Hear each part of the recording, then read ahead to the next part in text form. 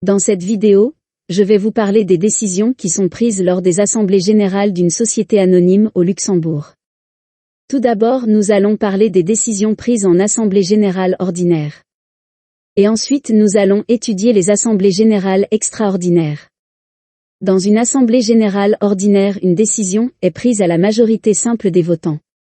Cela veut dire qu'on prend seulement en compte les actionnaires qui ont pris part au vote de l'assemblée générale. Aucun quorum de présence n'est requis pour une assemblée générale d'une société anonyme. Pour mieux expliquer ces conditions, nous allons faire un exemple à l'aide du cas de la société anonyme ABC avec 3 actionnaires.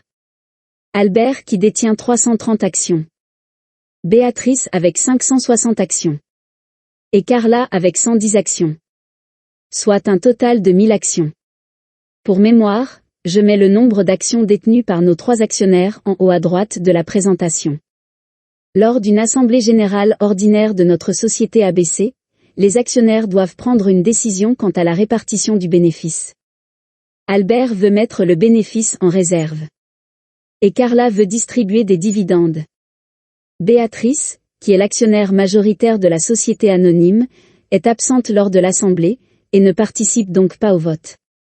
En assemblée générale ordinaire, il n'y a pas de quorum de présence.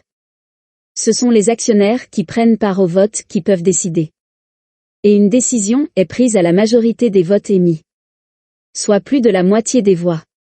Albert et Carla détiennent ensemble 330 plus 110 est égal à 440 voix. Les actions de Béatrice ne sont pas prises en compte. Une simple majorité veut donc dire plus de 220 voix. Avec ces 330 voix, Albert détient la majorité nécessaire pour décider lors de cette assemblée générale ordinaire. Le bénéfice sera mis en réserve. Vous pouvez constater que lors d'une assemblée générale ordinaire, ce ne sont que les actionnaires qui prennent part au vote qui peuvent influencer le résultat du vote. Ceux qui sont absents n'ont aucune influence sur les décisions. Pour les assemblées générales extraordinaires, qui décident d'une modification des statuts? Il existe un quorum de présence. Il faut que, au moins la moitié des actions émises soient présents lors de cette assemblée. Si ce n'est pas le cas, nous sommes obligés de convoquer une deuxième assemblée générale extraordinaire. Lors de cette deuxième assemblée, les décisions peuvent être prises par ceux qui sont présents, peu importe leur nombre, ou leur part dans le capital social. En assemblée générale extraordinaire, une décision est prise par la majorité des 2/3 des voix émises. Nous allons reprendre notre cas de la société ABC avec les actionnaires Albert, Béatrice et Carla. Dans un premier exemple, Béatrice veut changer l'objet social de la société, et Carla est d'accord avec ce changement des statuts. Cependant Albert est contre ce changement. Pour prendre une décision en assemblée générale extraordinaire, nous devons tout d'abord contrôler le quorum de présence. Dans cet exemple, tous les actionnaires prennent part à l'assemblée. On peut donc délibérer sans en convoquer une deuxième. Le changement de l'objet social peut se faire si 2/3 des voix émises sont d'accord avec ce changement. Comme tous les actionnaires sont présents, nous avons un total de 1000 voix lors de cette assemblée. Donc 2/3 des 1000 voix représentent 667 voix. Béatrice et Carla, qui veulent changer les statuts, détiennent ensemble 560 plus 110. Soit 670 voix. Ce qui dépasse les 667 voix nécessaires. L'objet social sera donc changé, même sans l'accord d'Albert. Dans notre exemple suivant, c'est Albert qui veut changer l'objet social avec l'accord de Carla. Mais sans l'accord de Béatrice. Nous n'avons pas besoin de convoquer une deuxième assemblée, car les actionnaires prennent tout part à l'assemblée. La condition pour faire un changement des statuts est d'avoir l'accord de 2/3 des voix émises. Soit 667 voix. Albert et Carla détiennent ensemble 330 plus 110. Soit 440 voix. Les 440 voix ne suffisent pas pour changer les statuts.